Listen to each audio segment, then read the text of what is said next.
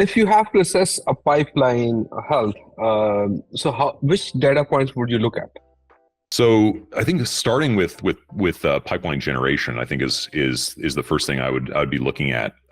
So I know your question is more on like the health of the existing pipeline, but the first thing I would be doing is, are you actually generating enough pipeline so that going forward, once you've exhausted that pipeline, either through closing it as a win or closing it as a loss or whatever, or pushing it, are you generating sufficient pipeline to keep you going? So I'd be very, very keenly aware of pipeline generation metrics.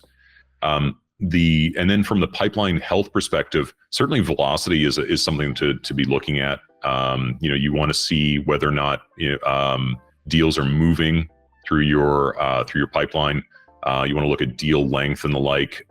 So pipeline velocity, particularly for looking at different products and seeing what they're generating within a what the throughput is for a given period. I think that recently we've seen in the market a real slowdown in terms of buying behavior. I think that's sort of a worldwide phenomenon in the last year and a half, 2 years, where deals just take longer to close.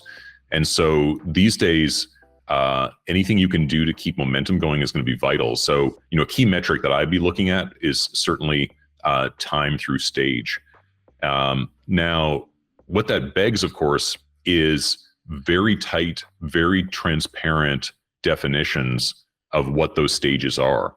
I think that's where there's often a breakdown between sales and marketing, and even like other executive leaders, is a non-shared understanding of what it means to move something from a MQL or MQA to an SQL or SQA.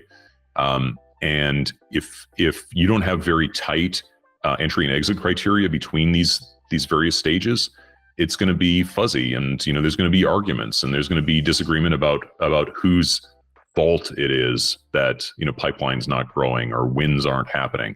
So it may not be exactly in your question about what would I be looking at pipeline health, but a key contributor towards pipeline health is, do you have very well structured, very jointly understood definitions of what is stage 1, stage 2, whatever your stages are? Is that clearly shared amongst all people?